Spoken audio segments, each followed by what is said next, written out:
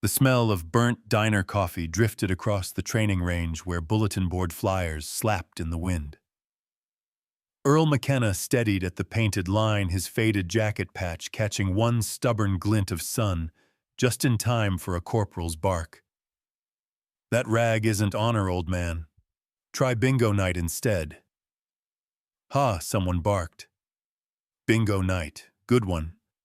"That rag isn't a patch, old man," Sergeant Mercer said. "It's a costume." Earl's thumb found a loose thread at the patch's edge. He hesitated, then drew half a breath and let it go. "Range is hot in 90, a lance corporal said. "Make it 60, Mercer barked. "Early bird special." "I came to shoot," Earl said. "Oh, we'll watch another," Marine said. "Museum hours start now." The wind carried a whiff of burnt coffee from the board shack. Flyers rattled church bake sale, library cleanup, a lost beagle under a porch swing. "Clock's running," Mercer said. "You're wasting our time." "Time wastes itself," Earl said. "I won't." "What's with the mat, Grandpa?" a private said. "It keeps promises from slipping," Earl said. Gunny Briggs stood beneath the awning, silent as a shut door. "We done with story time," Mercer said. "Show us something modern." "I prefer what works," Earl said. "We've got computers," a corporal said. "Use ears first," Earl said. "They're cheaper." "Did he say ears?" someone snorted. "What is this, the radio age?" "Sometimes the radio is right," Earl said. A few smirks stalled. One Marine looked away, unsure why. "Ledger card," the lance corporal said, pointing at a dog-eared card Earl set beside the mat. "Wind mirage habit," Earl said. "My kind of ledger." "We're not at the post office," Mercer said. "Nothing to stamp." "It's for remembering," Earl said. "When memory gets proud." Mercer stepped closer, shadow crossing Earl's hands. "You hearing me? I'm hearing the weather," Earl said. "The weather." Mercer laughed. "We've got sensors." "Try skin," Earl said. "It updates fast." "Why's Gunny so quiet?" a Marine whispered. "He's listening," another whispered back. Boots scuffed. The bulletin board thunked, once nails squeaking like an old radio dial. 15, Mercer counted. 14. "Range gates shut," someone said. "No backing out." Earl dropped to a knee. The tremor left with the motion. His cheek eased toward the stock as if greeting an old friend at a diner booth. 10, Mercer said. "If you're counting," Earl said, "count the wind too." 9. Under the awning, Briggs shifted, arms folded. He said nothing. 8. A flyer tore free and slid across gravel, stubborn as a small flag. 7. "You can step off," Mercer said. "Save the nostalgia." "Learning only hurts if you fight it," Earl said. 6. "What's on that card again?" a younger Marine asked. "Reminders," Earl said. "For when I forget how young I am." 5. "Gunny, say the word," Mercer called. 4. "Gunny's watching," the lance corporal whispered. 3. "Proceed," Briggs said one word, level as a carpenter's bubble. 2. "No do-overs," Mercer warned. 1. Earl did not look at Mercer. "Wind. Heat. Fan," he murmured. "Present." 0, Mercer said, but softer, the command thinning at the edges. Silence pooled. "You sure about this?" Mercer called. "I've been wrong before," Earl said. "I survived it." "You won't like the lesson," Mercer said. "I rarely like them," Earl said. "I keep them anyway." The range flag cracked. "Listen," Earl said. Boots stilled. The porch swing flyer fluttered once more and held. "Let's learn," he said.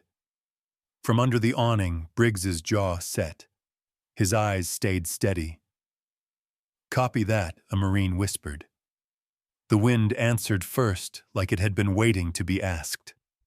The sun leaned harder on the firing line, bleaching the range flags, and carrying with it the faint clatter of diner plates from across the road.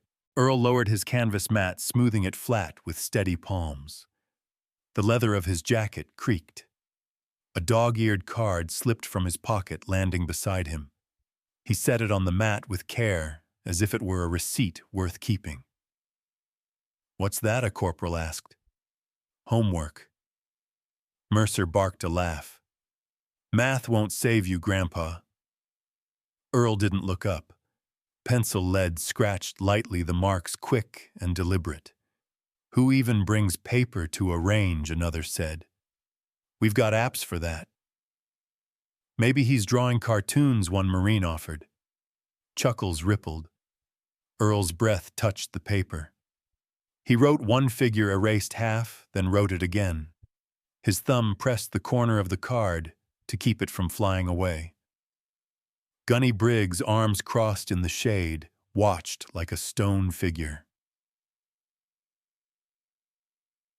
Sir Mercer said, leaning closer, "You think scribbles beat a scope?" "It helps me listen," Earl said. "To what ghosts?" "To the air," Earl said. "The air," Mercer repeated. "Boys, we got ourselves a weather prophet." The squad laughed, not kindly. Silent beat. Earl's pencil stilled. He glanced at the heat shimmer above the berm, then closed the card. "Ledger's done," he said quietly. The bulletin board snapped again, a flyer half torn loose, slapping against its nail. The sound made one young Marine turn his head. "Sir, you serious with this?" he asked. "You'll embarrass yourself." "Better to be wrong in front of friends," Earl said, "than right alone." "Don't give us riddles," Mercer shot back. "You're wasting range time." "You're wasting respect," Earl said. That quiet line cut sharper than mockery. The chuckles faltered. Range safety. Mercer called toward the awning. Briggs didn't move. His jaw worked once, but he said nothing. Earl slid the stock into his shoulder pocket, body sinking flat. The canvas mat gave a muffled sigh under his weight. Cliffhanger beat. A low growl in the distance, engines faint stirring dust at the far road. "What's that?" a Marine asked. "Convoy," another guessed. Briggs raised one hand, palm out, signaling to hold fire. The squad froze. The engines grew louder. A thin column of dust lifted against the horizon. No one laughed now. Engines murmured far off, a sound like a thought forming. The range wind fell into a hush, and every small noise grew large. The flap of a loosened flyer, the faint click of a safety lever checked twice the dry scrape of gravel under boots that had stopped moving. Earl lay prone, cheek resting lightly, breathing measured. The red of his jacket moved only when the desert wanted it to. A triangle of shadow crossed his shoulder, and for a second the patch silhouette showed clean, faded thread.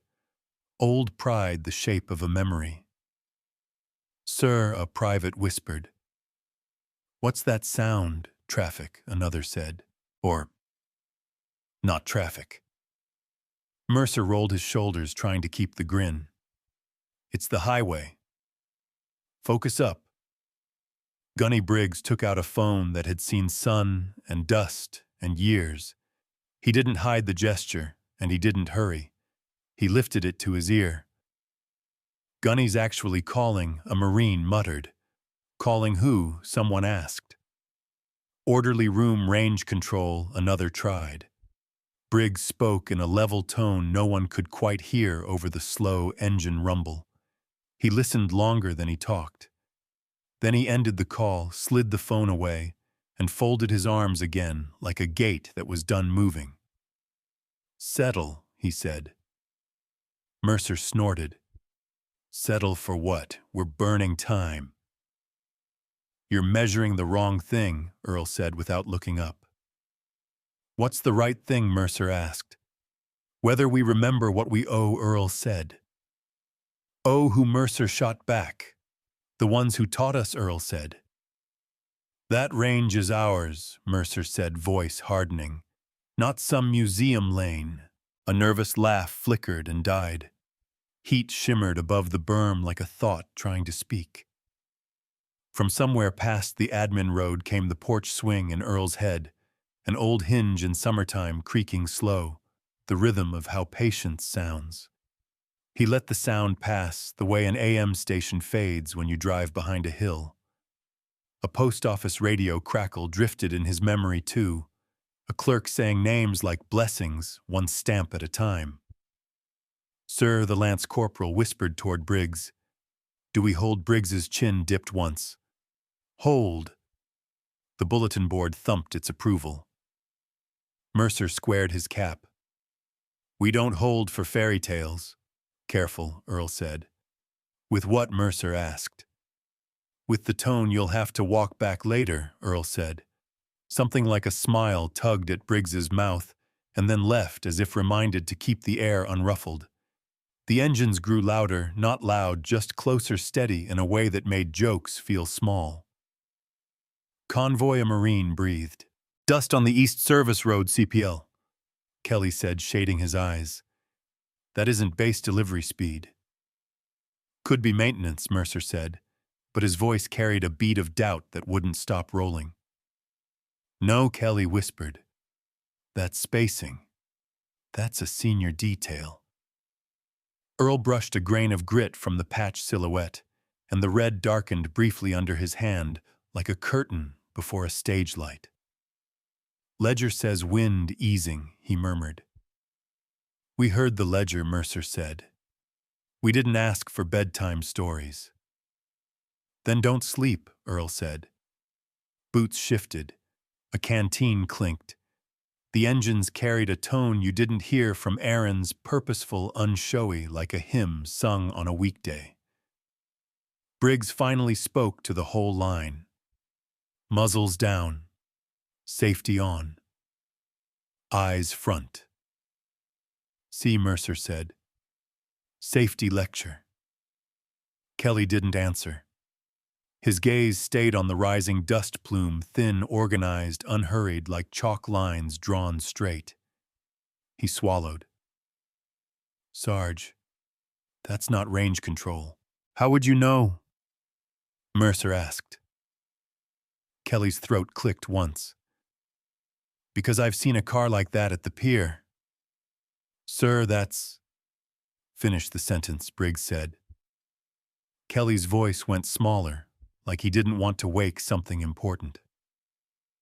"That's an Admiral's car." Silence came down and sat with them.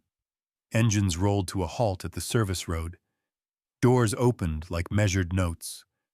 The hush spread from the awning until even the bulletin board stopped rattling. An Admiral stepped onto the gravel cap brim cutting the sun. He looked downrange, then at Earl's red jacket, then at the waiting patch. "Range stands by," Briggs said. "We're live on my mark," Mercer said, softer than before. Earl touched the scarred stock, warm as a diner mug. He set the dog-eared notes by his elbow. The pencil hovered, then rested. "Ledger's closed," he said. "Let him shoot," the Admiral said. "Sir, procedures." Mercer tried. "Observe," Briggs said. "Then learn." The first shot rang like a low bell echo rolling out and back. Earl's breath did the old waltz in half out still. A second report followed, then a third. "Hits," Kelly breathed. "Lucky string," Mercer said. "Count wind, not wishes," Earl murmured. "Wind's gusting," Sir Kelly said. "Read the lull," Earl said. "It always leaves a note." Earl shifted to the next plate. "What are you reading?" the Admiral asked. "Air," Earl said. "Copy," the Admiral said. Shot 4 spoke clean. No one breathed. From the chapel, a choir hum found a chord. "Hold your commentary," Briggs murmured. Sir Mercer whispered, "He'll choke the last plate." "No," Kelly said. "Watch his hand." "He'll miss the king," Mercer said. "No bets," Briggs said. "Ready," Earl whispered. The last sight picture set like a nail, seated true. The rifle answered, silence stretched. Then the steel replied, thinner, higher, sure. Clean, Kelly said. "Course complete," Briggs said. The Admiral walked forward, boots counting 5 careful beats. His gaze took in the patch, the crescent scar in the stock, the smudged notes, the old jacket. "Rise," he said. Earl stood. "Aye." "Sir." Mercer started. Later, Briggs said. The Admiral faced Earl, not the rifle, and raised his hand. The salute cut the sun in two. It wasn't for rank or spectacle. It was for the unit sewn into that small field of red and thread. Around them, the range seemed to kneel. "Marines," the Admiral said, each syllable carried by the hush, "you're measuring the wrong thing. Respect the chain, not the ego." No one moved. Flyers held their breath. The choir's chord swelled. "Permission to speak?" Sir Kelly asked. "Granted," the Admiral said. "Today changed us," Kelly said. "Hold on to that change," the Admiral said. "Hold one another to it." Mercer's voice turned rough. "Sir, I was wrong." "You were young," Earl said. "Grow better." "I will," Mercer said. The Admiral turned to the line. "You think technology is a virtue. It's a tool. Virtue lives in hands that learn and hearts that remember. This man remembers." He faced Earl again. "You trained men who trained me." "I tried to listen," Earl said. "You did more than listen," the Admiral said. "You kept faith." Marines realized they'd been leaning forward. They straightened, then stilled again, embarrassed by haste. Kelly Briggs said, "What did you see?" Patience, Kelly said. And the wind sang yes. "Write that down," Briggs said. "Then live it." "Sir, permission to record?" Kelly asked again, softer. "No," Briggs said. "Permission to remember." The Admiral tipped his cap a notch toward Briggs. "Range," he said, "witness what steadiness sounds like." "Sounds like Sunday," a Marine whispered. "Any day can be Sunday if you keep it," Earl said. Choir voices lifted the hum, turning to a phrase that felt like Sunday, even on a weekday. The chapel door thudded shut on a draft. The echo ran along the concrete. Mercer set his rifle down. "Gunny, thank you for stopping me earlier." "I didn't stop you," Briggs said. "He did. The wind did," Earl said. "Sir, what do we call that?" a Marine asked. "Discipline," Briggs said. "And mercy," Earl said. Both the Admiral said, in that order. The Admiral looked once more at the patch, counting stitches with his eyes. "You'll carry days like this further than you think," he said. "Let them carry you back when pride runs ahead." He stepped aside. Space widened around Earl, as if the air itself had learned to give a veteran room. For a long beat, nobody broke the quiet. The choir's last chord hovered like a roof. Faces stayed frozen, the living stillness of a lesson you don't clap for because clapping would be too small. Library air held a soft hush that smelled of paper and lemon oil. Sunlight pooled across the floor like a quiet invitation. On folding tables, cloths, brushes, and bottles waited. The choir next door rehearsed scales, laughter rising between measures. Stations, Gunny Briggs said, voice lowered for the room. CPL. Kelly snapped open a box of cotton gloves.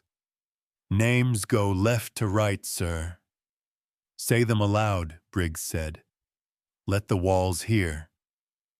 Sergeant Mercer lifted a plaque, gingerly set it on felt, and began to scrub. Sir, this one's got sand baked into the corners. Sand came home on boots, Briggs said. Leave the shine, not the story. Earl stood by the bulletin board with the librarian who held a frame. Inside, a sepia photograph of a small patch stitched to red cloth glowed under glass. Beside it, a copy of Earl's smudged notes, pencil figures still visible.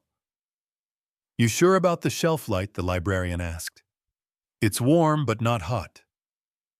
Warm is right, Earl said. Folks remember in warm light. Mercer paused. Sir, whose patch is that?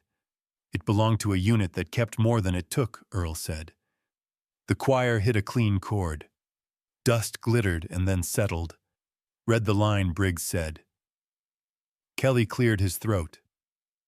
Staff Sergeant L. Porter. For calm under pressure beyond duty. Mercer bowed his head slightly. Next, keep going, Briggs said. Each name is a hinge. A sneeze burst from a private behind the display. Sorry, he said, turning crimson. Bless you, the librarian whispered. And mind the polish. Earl fastened the frame to the bulletin board. He stepped back, palms flat to his thighs, and breathed once. The small movement read like respect. Mercer moved closer to another plaque. Sir, this citation. He was 20. He was everyone who stood where you stand, Briggs said. Mercer scrubbed slower. I mocked what I never carried. Carry it now, Earl said. The choir rehearsed a descant. A window rumbled, then settled. Kelly pointed to the ledger copy. Sir, the pencil line. Read the lull. Works outside a range too, Earl said. How, Mercer asked. In any room where pride talks too loud, Earl said. The librarian plugged in the shelf light. Amber pooled across the patch photo and the neat rectangle of the framed notes. Hold right there. Perfect light, the librarian said. Let it be ordinary, Earl said. Ordinary lasts. Cliff beat. Footsteps gathered at the doorway. 2 postal clerks in gray shirts, a church alto, a man with a casserole snug in foil. They slowed, then stopped. The bulletin board brightened as the cloud outside moved. Faces lifted toward the new frame, quiet as a pew. Who is he? The alto asked. No one you have to salute, Earl said.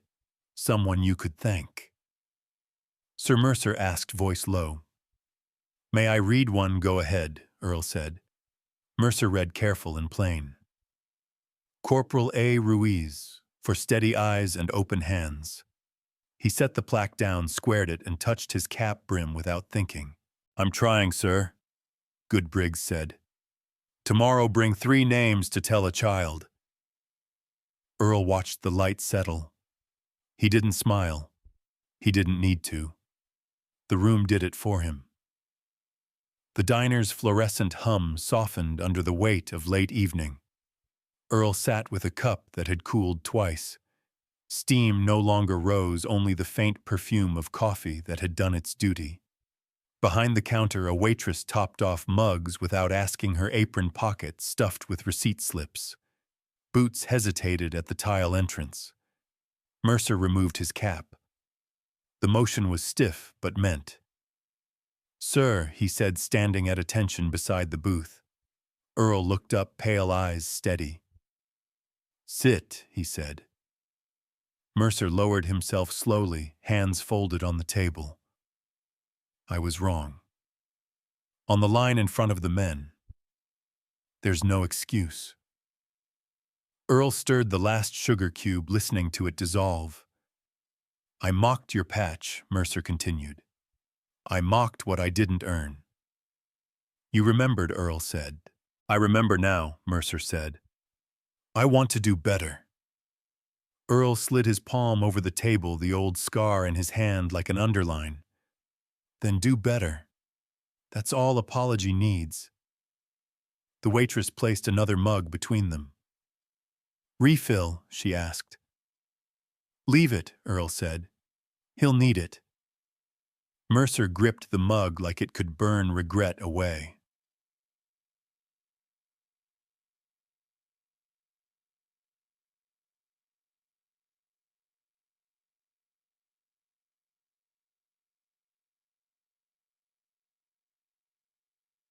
Later, the two stepped into cooling air. Porch swings creaked along the street, amber lamps cutting soft halos on sidewalks. The library board across the square glowed with its new frame, the patch under glass, Earl's notes beneath. Mercer slowed. Sir, they'll see this after us. That's the point, Earl said. Will they understand? Mercer asked. They don't have to. They'll feel it. They passed the VA clinic. A radio hummed from an open window, static wrapped around a hymn tune. Earl paused, hand brushing the jacket now displayed in the case by the door. You leaving it here? Mercer asked. It was never mine alone, Earl said. The stock leaned beside the jacket, not polished, still marked by the crescent scar. Earl's thumb touched it once, then released. Sir Kelly called from the corner, notebook in hand. He had been writing. I'll keep the story. Make it theirs, not mine, Earl said.